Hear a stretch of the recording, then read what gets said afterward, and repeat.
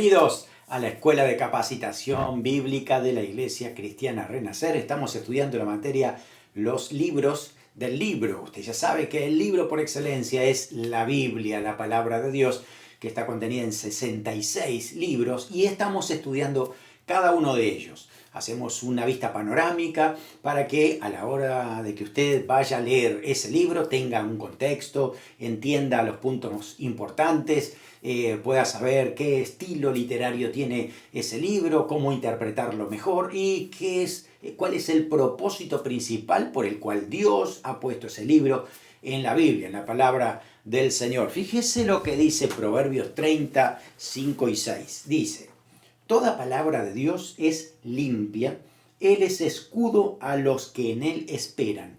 No añadas a sus palabras para que no te reprenda y seas hallado mentiroso. Qué importante exhortación.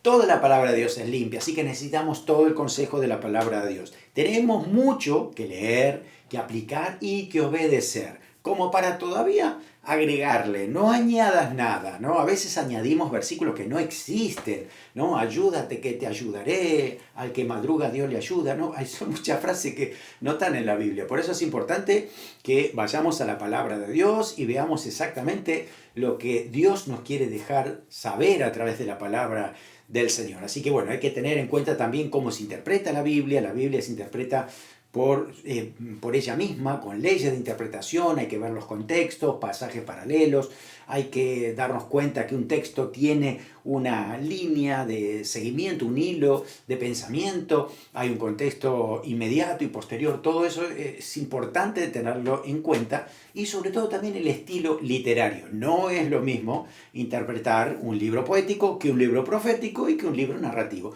Por eso es importante a la hora de la interpretación. Muy bien, a tenerlo en cuenta.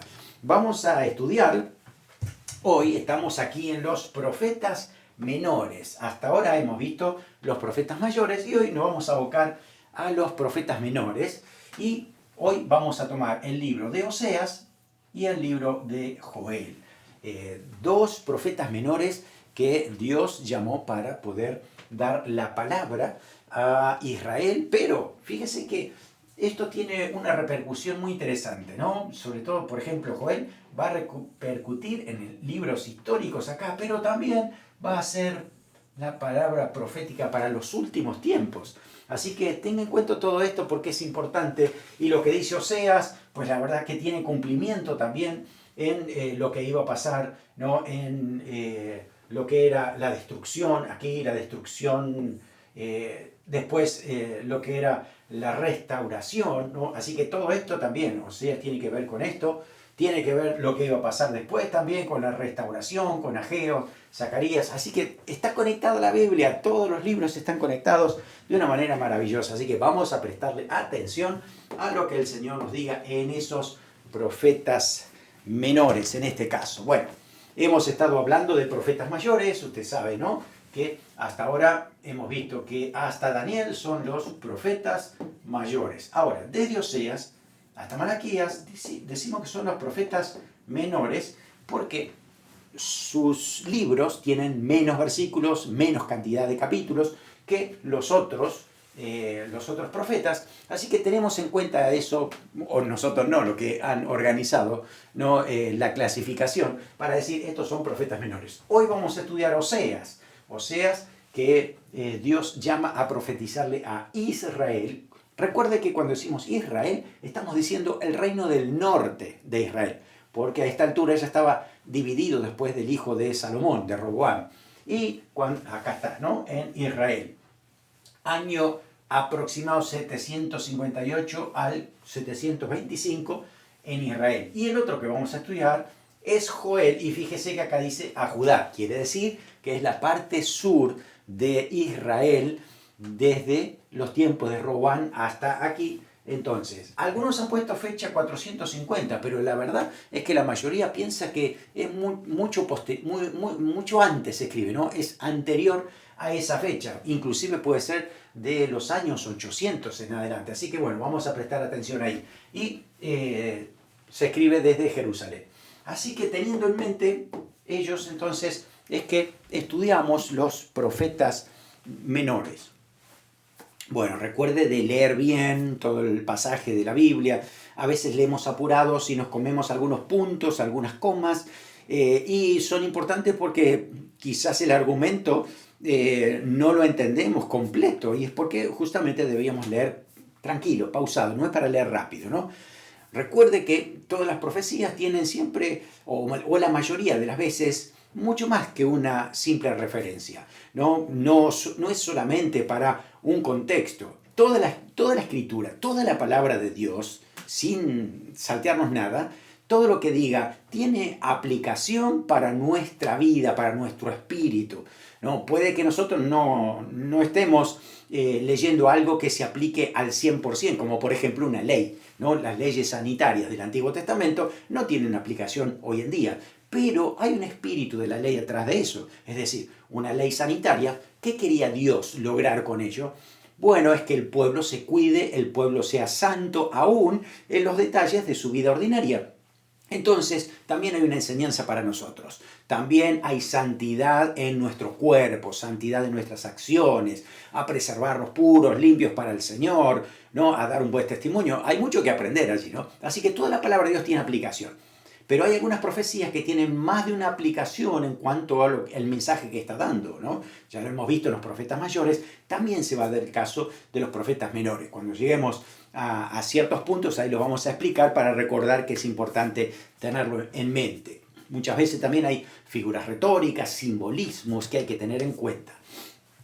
Hoy vamos a ver, el primer libro es el libro de Oseas, es el nombre del profeta que Dios llama a predicar contra el pueblo de Israel que estaba perdido. La verdad es que no estaba bien el pueblo de Israel en ese momento, así que no está solo Oseas tampoco, porque en su época, mientras él predica, también estaba Amós, estaba Isaías, estaba Miqueas.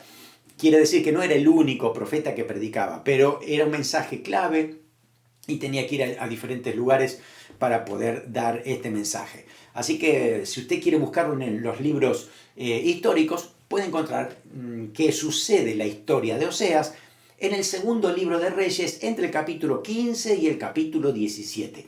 Ahí es donde se desarrolla la historia de Oseas, aproximadamente estamos hablando del 752 hasta el 722. ¿Por qué? Porque en el 722 es un punto de inflexión para la historia norte de Israel, porque cae Samaria y se llevan todos cautivos hacia Asiria. Así que ahí termina el reino del norte, por eso es importante tenerlo en cuenta. Así que Dios lo llama al profeta Oseas para que él pueda explicar el adulterio espiritual que tiene Israel. Y esto es también una advertencia porque cuando hay adulterio espiritual también hay consecuencias de eso. Y Dios también traería juicio sobre ellos porque no reaccionan.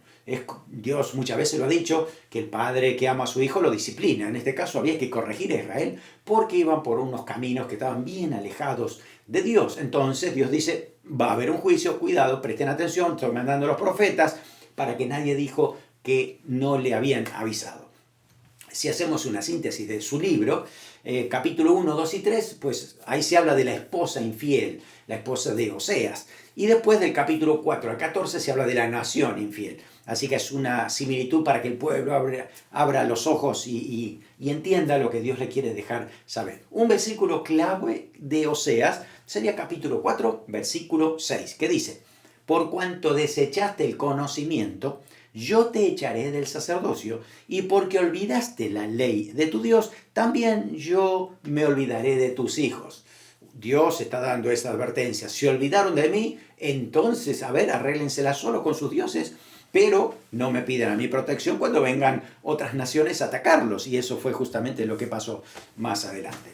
Así que Oseas va a escribir su libro y va a relatar una historia de amor que es real, no es ficticia, no es una novela, es algo que realmente pasó en la época que estamos describiendo. Y ahí está entonces Oseas, bueno, con una historia real, pero también trágica, verdadera, que a veces nos preguntamos por qué pasó por toda esa situación tan difícil el profeta, ¿no? Pero Dios es el que llama a Oseas para servirle, para que sea profeta, y cuando Dios llama, capacita con poder del Espíritu Santo, a tal punto de que uno obedece a Dios y deja las consecuencias de sus actos en manos de Dios, porque Dios sabe qué es lo que está haciendo en esa situación. Lo tenía claro Oseas, ¿no? Así que Dios le dijo a Oseas, búscate una esposa, ¿no? Pero antes que sucediera, le dice, pero ella va a ser infiel. Uf, qué difícil eso. Te pregunto a ti, ¿qué pasaría si Dios te dice eso?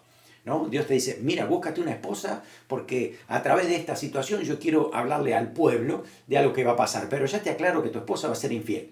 ¡Ay, qué difícil! ¿No? Yo creo que como varones, o al revés, si fueran mujeres, ¿no? Dirían, yo no sé si me animo a hacer esto porque ya voy a sufrir de entrada, ya sé que la persona que tengo allí, aunque yo le dé todo mi amor, no va a ser recíproco, ¿no? Así que todo eso estaría pensando tal vez, Oseas, porque Dios ya le había dicho esto.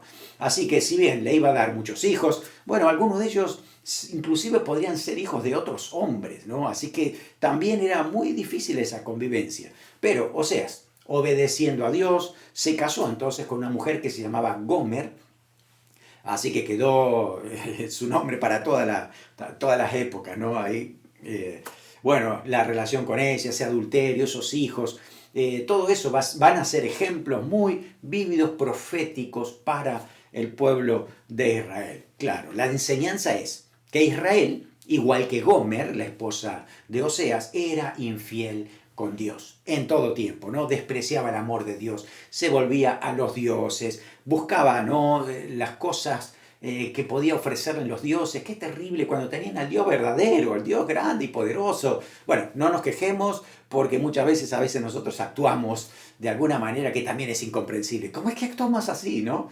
Bueno, tal vez muchos preguntarían si nosotros escribiéramos nuestras historias. Bueno, aquí tenemos la historia de Israel volviéndose de Dios a los ídolos. Y bueno, Dios le advierte que viene un castigo, pero a la vez reafirma ese amor. Nunca Dios deja de amar. Aunque tiene que mandar un juicio y un castigo, nunca deja de amar.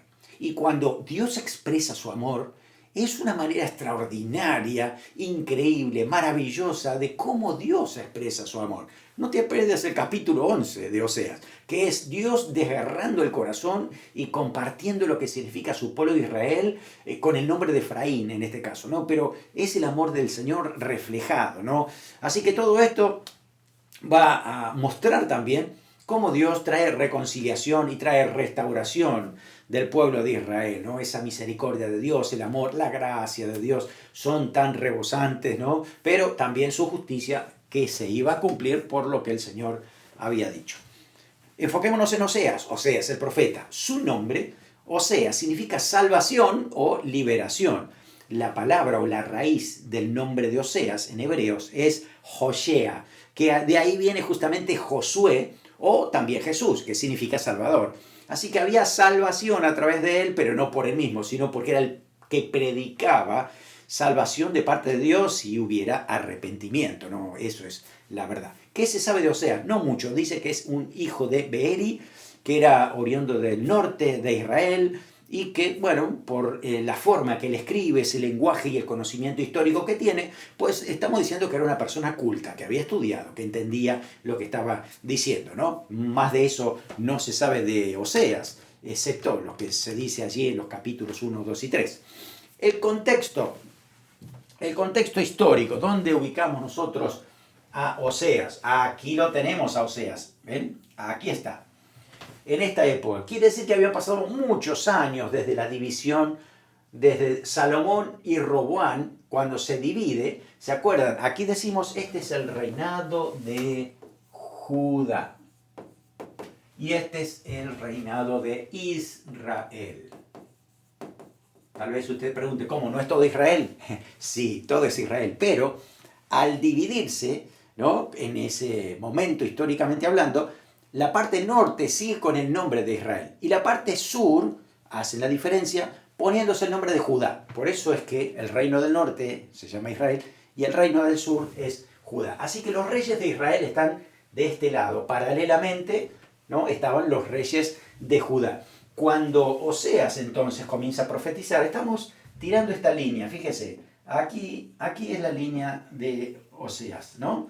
Quiere decir entonces que abarca a Jeroboam, al rey Jeroboam, pero también a Manahem, Zacarías, que está en este pedacito, Salún, ¿no? Y más o menos Oseas terminaría por acá, o un poquito más, en el tiempo de Oseas, ¿no? A ver si podemos quitar esta línea, ¿no? Y ponerla un poquito menos hacia aquí, tal vez aquí, ¿no? Cuando termina el reinado del norte. Nos enfocamos en esta parte porque es a donde va a profetizar. Pero paralelamente en Judá también estaba sucediendo esto. Fíjese que en Judá, ahí lo tenemos a Amós, lo tenemos a Isaías, y estamos hablando desde los tiempos de Usías hacia abajo, ¿no? Estaba Usías, Jotam, Acaz y demás y otros reyes hasta este momento. Así que en este contexto es que se encuentra el profeta Oseas. Así que es contemporáneo de Amós, Miqueas, Isaías. Allí se encuentra Oseas, pero no predicando a Judá, sino predicando a la parte norte. Y fíjese que en el 722 Israel cae, dice aquí, ante el gobernante asirio Sargón II y dejó de existir. Así que acá se termina el reinado del norte y continúa por unos años más en la parte sur hasta que los babilonios los llevan cautivos. Así que aquí es donde entonces estamos hablando de Oseas, que fue el que entonces intervino predicando la palabra del Señor. Fíjese que son muchos años, desde aquí hasta aquí, toda esta porción, ¿no? A veces uno dice, qué libro cortito, pero de aquí hasta aquí tenemos 40 años de ministerio de Oseas. Son muchos años en el pueblo de Israel predicando, enseñando, diciendo, exhortando lo que viene del juicio. Tal vez como Noé, ¿no? Diciendo tantos años y nunca pasa nada, ¿cómo vamos a creerle a este hombre si nunca pasa nada? Pero después de tantos años, al fin cae Israel, la parte norte, Samaria. Así que ahí lo tenemos entonces profetizando en tiempo de Usías, de Jotam, de Acaz, de Ezequías. Así que después de Jonás, fíjese que los profetas menores no están ordenados cronológicamente, sino ordenados por temas. Por eso es que Oseas se escribe, ¿no? Uno de los primeros, y Jonás estuvo antes, pero Jonás se va a escribir después, posterior. Cronológicamente hablando, entonces, primero estuvo Jonás. Y de Jonás, bueno, sabemos que reinaba Jeroboam II, porque hubo dos Jeroboam, y allí es donde, la verdad que por misericordia de Dios, Dios le había bendecido al pueblo de Israel porque tuvo compasión de Israel. Así que había cierta prosperidad y la gente estaba bastante conforme con las cosas que estaban pasando, pero eso, la verdad es que cuando las cosas iban bien, ellos no reconocían que Dios le había dado esto, sino los ídolos. Entonces no había manera de que entendieran, ¿no? Porque si estaban mal, la culpa era de Dios. Si estaban bien, es gracias a los ídolos. Entonces no había manera de que ellos pudieran entender las cosas que Dios les quería decir. No había idolatría, había violencia, había asesinato, fornicación, adulterio, robo, engaño, mentira, y la lista puede ser larguísima. Y todo eso justamente pasó en este tiempo, ¿no? Así que bueno, hay también una cronología que podríamos tener en mente, ¿no? Si a usted le interesa los años, este era el rey que decíamos que en su tiempo hubo cierta prosperidad en Israel, y era el tiempo de Jonás, donde Jonás fue a Nínive también a predicar, ¿no? Amós empieza a profetizar, y acá recién aparece Oseas. Sucede todo esto y termina el ministerio de Oseas cuando cae Israel, ¿no? En el año 722. Así que tenemos bastantes años, como decía, 40 años de ministerio de Oseas. Así que ahí estaba Israel tranquilo, ¿no? Ellos pensaban que como tenían cierta prosperidad, es como que Dios no hacía nada, como que Dios estaba aprobando toda su vida. Cuidado, porque eso muchas veces pasa en la actualidad. Sí, yo tengo un carro, tengo una casa, tengo un hijo, yo creo que estoy muy bien con Dios. Y no tiene nada que ver con lo que tú tengas y con las cosas que pueden pasar, con tu relación con Dios, cómo está tu corazón y demás. Por eso es importante hacer una pausa y separar la prosperidad de lo que es nuestra posición espiritual con respecto a Dios. Y Israel se equivocó en esto, y ellos creían que estaban bien por esa situación, y les vino el juicio. Entonces vamos a tener que rever nuestro corazón y ver cómo estamos, ¿no? Así que esa paz, cierta paz que había, abundancia, prosperidad, los había engañado, ¿no? claro, las condiciones sociales eran bastante malas, los líderes eran corruptos, había una vida familiar muy inestable, adulterio, fornicación, ¿no? Había mucha inmoralidad, odio entre las clases, pobreza. Así que ahí vemos a esta gente, a pesar de todo eso y seguir a los ídolos, también rendía culto a Jehová. Qué mezcla que había ahí. Por eso Dios quería traer un juicio para separar las cosas, ¿no? Si le van a adorar a Dios, que lo hagan de corazón. Y si van a los ídolos, pues buscan sus propias consecuencias y pues ahí tendrán también el pago de ello, ¿no? Ahora, Oseas, 40 años predicando la palabra de Dios, él mismo en su carácter empieza a reflejar un poco lo que es el carácter de Dios, ¿no? A través de su ministerio vemos a Dios, o vemos la misericordia y la gracia de Dios, ¿no? A través de todo el mensaje que da Oseas, fidelidad a pesar de la infidelidad. Fíjese que el apóstol Pablo vuelve a remarcar esto aún en nuestra actualidad, ¿no?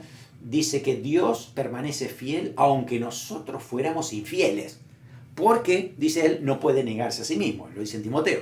Entonces, esta verdad es eterna, siempre fue así. Dios tiene misericordia más allá de lo que pudiéramos imaginar.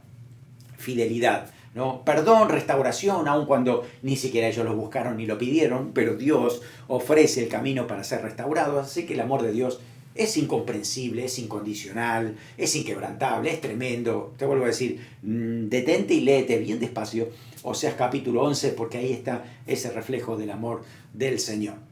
Bueno, el profeta, para predicar ese mensaje, tenía que incorporar ese mensaje en su misma vida, a tal punto de que todo lo que él reflejara lo iba a hacer con total pasión. Así que cuando él decía que le exhortaba a la gente a no ser infieles a Dios, imagínense que lo está diciendo desde su misma realidad. Su esposa le era infiel y sabía el dolor que estaba provocándole eso. Ya tenía 3 niños, ya sabía lo que significaba. Así que eso mismo le está diciendo al pueblo, identificado totalmente con el mensaje de Dios. Fíjese, el mensaje central, capítulo 6, versículo 1, dice, volvamos a Jehová. La palabra volver es una palabra clave en este libro. Usted la va a encontrar más de 15 veces en Oseas. Es para cómo dejamos a Dios, qué hicimos, qué desastre que estamos haciendo en nuestra vida espiritual. Aunque nos vaya bien y prosperemos, pero hemos dejado a Dios y nos va a ir mal. Así que necesitamos volver otra vez a Dios. Así que este libro de 14 capítulos lo dividimos en 2 partes. Recuerde, capítulo 1, 2 y 3 tiene que ver con Oseas, su matrimonio, la infidelidad de su esposa, sus hijos y una comparación con Israel. Y después, capítulo 4 hasta el 14, entonces tenemos el pecado, el juicio y al final también la bendición y la restauración de Israel. Increíble ese Dios maravilloso que tenemos. Tuvo 3 hijos, ahí están sus nombres, ¿no? Y a través de estos chicos, por ejemplo, el primero, Jezreel, significa Dios dispersa o Dios esparce. Este niño, en la medida que iba creciendo, todo el mundo lo llamaba Jezreel, que significa Dios esparce. Aquí está Dios esparce, va a la escuela Dios esparce, Dios... Y toda la gente pensando todos esos años, ¿no? Diciendo, Dios nos va a esparcir, porque acá ha profetizado algo, ¿no? En esto mismo. Así que bueno, eso era una señal para ellos. Después tuvo una hija que se llamó Lo Ruama, que significa no más misericordia. Indicaba que Dios no se iba a compadecer más de la nación, porque era muy rebelde. Así que también esta niña creciendo, ¿no? Y siendo mayor y relacionándose con el pueblo, era la niña que se llamaba No Más Misericordia. Qué difícil es llevar esos nombres, ¿no? Es difícil llevar nombres así. La verdad es que Dios sabe cómo capacitarnos para poder ser portadores de esos mensajes que a veces son muy difíciles, ¿no? El otro hijo se llamaba Lo Ami, que significa no es mi pueblo. Es decir, a partir de ahora Israel no es mi pueblo, no es pueblo de Dios. Así que fíjese cómo toda la familia al final, sus hijos y Oseas, predicaban al pueblo para que vuelvan al Señor, se arrepintieran. La paciencia de Oseas es tremenda, ¿no? Esa compasión, esos actos finales que él hace de redención, de restauración, de disciplina, también son las mismas cualidades que Dios tiene, ¿no? Pero claro, a través de una persona visible, la gente lo entendía mucho más directo, ¿no? Para este Israel que había pecado. Así que desde el capítulo 1 hasta los primeros versículos, del 1 al 14, está ese el pecado, el juicio y la bendición también de Israel. La palabra de Dios dice, en esta segunda parte, usted puede leer Oseas 4:1, que dice lo siguiente: no hay verdad ni misericordia ni conocimiento de Dios aquí en la tierra, ¿no? No había conocimiento de Dios. Lo mismo dice el 4:6. Dice, mi pueblo fue destruido porque le faltó conocimiento. El conocimiento no era meramente intelectual, es un conocimiento que se lleva a la práctica, un conocimiento por relación, un conocimiento de Dios directo, es decir, leo la palabra de Dios, la obedezco y la experimento y tengo esa relación continua con el Señor. Israel no tenía eso, no buscaban a Dios y claro, al dejar de lado la palabra, entonces se extraviaron por sus propios caminos. Había falsos sacerdotes, falsos profetas, lo dice 4, 5 y 9. Había inmoralidad dentro del pueblo. Dios dice que iba a haber juicio y castigo, así que va a venir con ese juicio y castigo hacia Israel. Recuerda que también muchas veces Oseas menciona a Israel como Efraín, ¿no? Efraín era el más pequeño de todas las tribus, ¿no? ¿Por qué? Porque lo tuvo José y José era uno de los hijos de José. Así que Benjamín no era el más pequeño de todos, porque el más pequeño era Efraín, que fue el último que nació. Así que por eso se usa el nombre de Efraín, por esa ternura, esa compasión de un niño pequeño, tratando de cuidarlo, ¿no? Y que pueda aprender y pueda caminar y pueda alimentarse bien. Después, al final, entonces, tenemos la bendición última de Israel. Al final, Israel se iba a volver a Dios, ¿no? El Señor los iba a recibir. Oseas 3:5 dice, después volverán los hijos de Israel, buscarán a Jehová su Dios y a David su rey, y temerán a Jehová y a su bondad en el fin de los días. 14:4, al final. Yo sanaré su rebelión, los amaré de pura gracia. ¡Wow! ¡Qué tremendo ese pasaje! Porque mi ira se apartó de ellos. ¿Por qué los iba a amar Dios? ¿Porque veía algo bueno en ellos? ¿Porque ellos expresan amor? No, es de pura gracia. Es porque Dios quiere amarlos aunque eran inmerecedores. No sé, la verdad es que no merecían nada. Pero Dios, de su propia iniciativa, de su corazón, hace esto por el pueblo de Dios. No me diga que no hace eso también con nosotros. No, Dios sigue dando esta misericordia. No, el Señor es realmente muy compasivo, misericordioso. Bueno, así que de Oseas aprendemos mucho. Aprendemos entonces cómo advierte al pueblo de Dios, ¿no? A que no siguiera el ejemplo. Le dice al sur que no siga el ejemplo del norte también, ¿no? También es una exhortación para Judá, ¿no? Judá también había roto el pacto, se había apartado, andaba a sus propios caminos. Así que tenía que ver también, ¿no?, a sus parientes del norte cómo iban a ser llevados cautivos a Asiria, y ellos no eran mejores. Tenían que recordar eso y mirarlo, porque también tenían que mirar sus propias vidas, sus propios corazones, ¿no? Así como Oseas fue detrás de esa esposa infiel, así es que el Señor nos busca siempre con su amor. Siempre va a ser así, ¿no? Ese amor de Dios es tierno, es leal, es eterno, no hay manera de alterar el amor de Dios hacia nuestras vidas. Así que siempre Dios nos sigue amando en todas las circunstancias. También Dios disciplina a su pueblo, Dios también los alienta, Dios también los restaura si hay arrepentimiento. Eso también es para nosotros hoy. Si somos sinceros, nos arrepentimos de corazón, Dios nos perdona. Pero si somos rebeldes y creemos que ese es nuestro estilo de vida y seguimos haciendo cosas que a Dios no le agradan, pues recibiremos consecuencias. Va a haber disciplina, porque si Dios ama a sus hijos y le da disciplina, es para corregirlos. ¿Por qué vamos a andar en la disciplina y la corrección cuando podemos ser hijos obedientes, ¿no?, y recibiendo todas las cosas buenas que Dios tiene para nuestras vidas? Pero es que es algo lógico, ¿no es cierto? Bueno, tenemos que tener en cuenta esto. También en Oseas vemos el perdón de Dios, ¿no?, como Él perdonó a su esposa. También aquí vemos a Dios perdonando a su pueblo, trayéndole restauración. Así que podemos imitar la misericordia de Dios para el pueblo, perdonando a otros, ¿no? Como el Señor nos perdonó, pues nosotros también deberíamos perdonar. Quedámonos con estos versículos que son destacados en Oseas, capítulo 6, 1 al 6. Venid y volvamos a Jehová, porque Él arrebató y nos curará, hirió y nos vendará. Nos dará vida después de 2 días, y el tercer día nos resucitará. Fíjese que eso también es mesiánico. Y viviremos delante de Él. Conoceremos, proseguiremos en conocer a Jehová. Como el alba está dispuesta a su salida, vendrá a nosotros como la lluvia tardía y temprana a la tierra. ¿Qué haré a ti, Efraín? ¿Qué haré a ti, oh Judá? La piedad vuestra es como nube en la mañana y como el rocío de la madrugada que se desvanece. Porque misericordia quiero y no sacrificio, conocimiento de Dios más que holocausto. Fíjese que Jesús usó también esa frase. Eso es lo que anhela el Señor también para nosotros.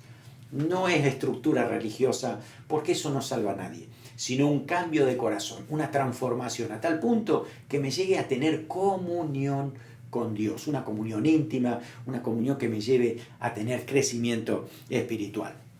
Vale, muy bien. Así que hasta aquí hemos visto Oseas. Vamos a ver ahora el libro de Joel. Joel es el libro que le sigue, por eso lo estudiamos de manera continua.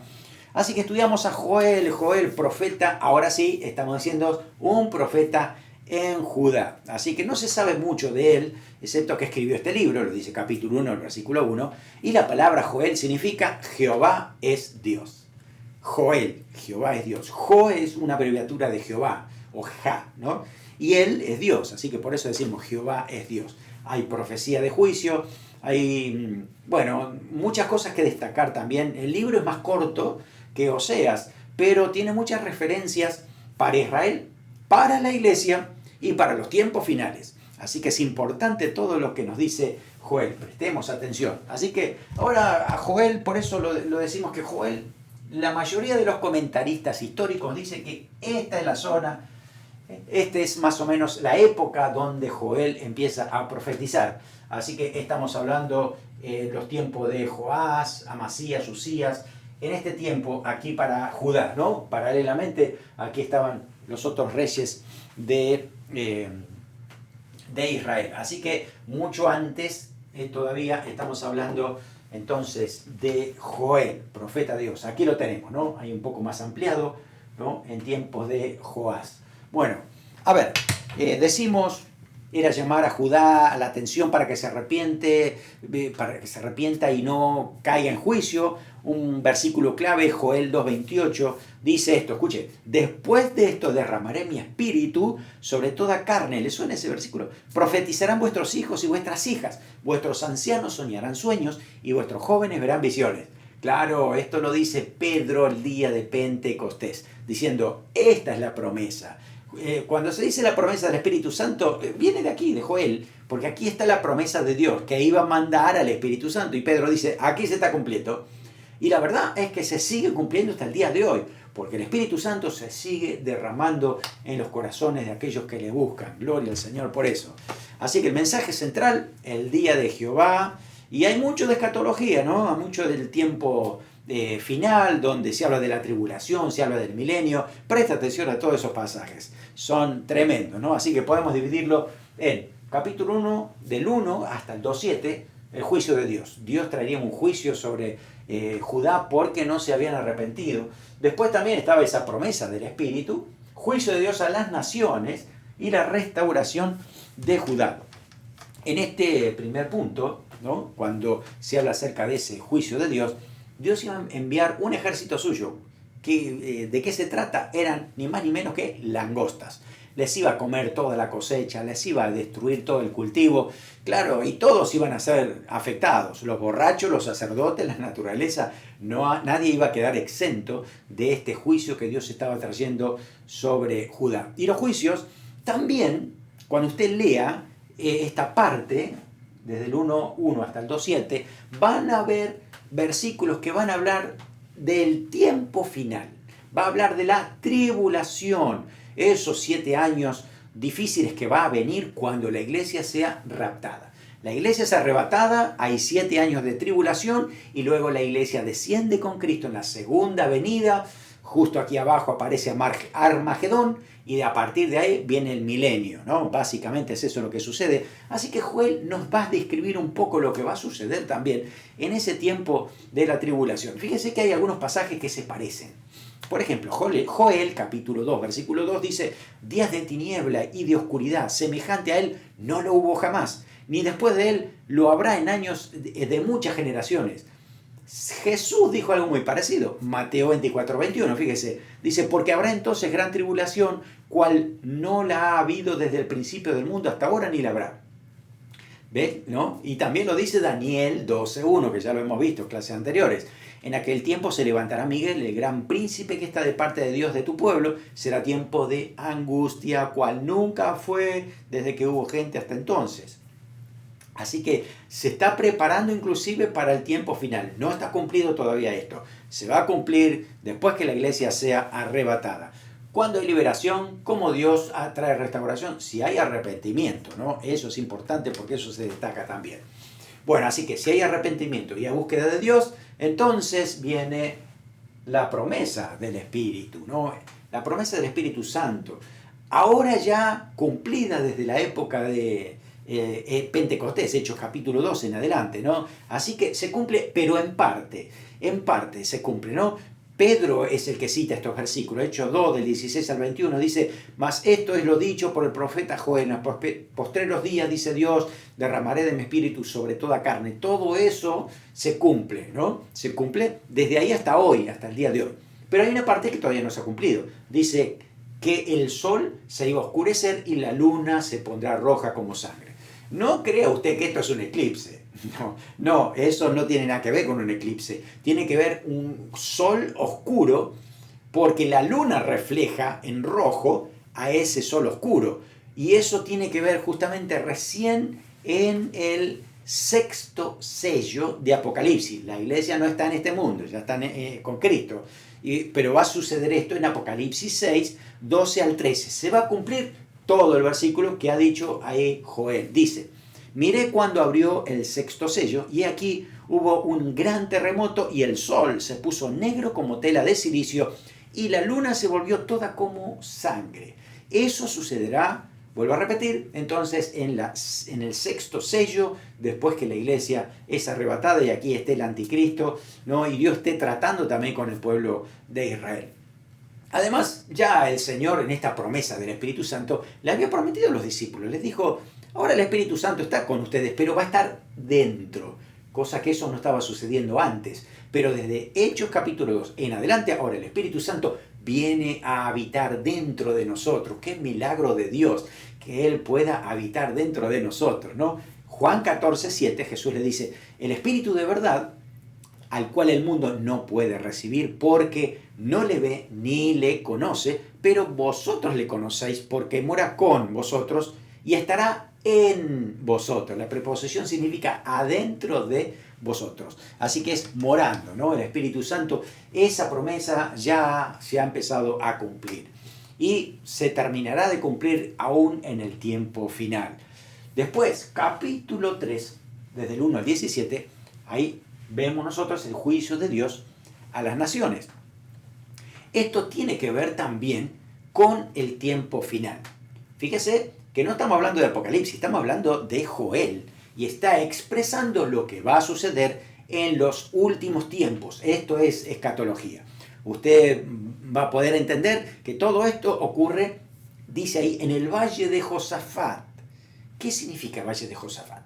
Es el mismo valle que Apocalipsis dice es Megiddo, donde va a acontecer esa guerra entre Cristo y el ejército del anticristo al final de la tribulación, donde Cristo dice con solo su palabra destruye todo el ejército del anticristo y él viene a establecer su reino milenial. Así que eso está descrito también en Joel, capítulo 3, versículo 2, y después el versículo 14 dice, reuniré a todas las naciones y las haré descender al valle de Josafat. El 14 dice, muchos pueblos en el valle de la decisión, porque cercano está el día de Jehová en el valle de la decisión. Ese mismo valle está también profetizado por Zacarías y por tantos otros profetas para hablar acerca de lo que iba a ser Armagedón. Mateo 25, 31 y 32, Jesús dijo, cuando el Hijo del Hombre venga en su gloria, es decir, la segunda venida, y todos sus santos ángeles con él, entonces se sentará en su trono de gloria y serán reunidas de él todas las naciones y apartará los unos de los otros como aparta el pastor las ovejas de los cabritos. Así que se cumple todo lo que Jesús también ha profetizado ¿Sí? Así que es una unión de todos estos pasajes. Por eso, escatología no es solo un libro de la Biblia, son todos los pasajes de la Biblia que hablan acerca del tiempo final que todavía no ha pasado. Además, también habla la palabra que va a haber, capítulo 3, desde el 18 al 21, restauración, una restauración de Judá. Es decir, Israel otra vez salvo, restaurado de manera eterna. También lo dice la palabra de Dios. Hay un paralelo de lo que dice Joel, que también lo dice Zacarías. Dice lo siguiente, Zacarías 14, 4 y versículo 8.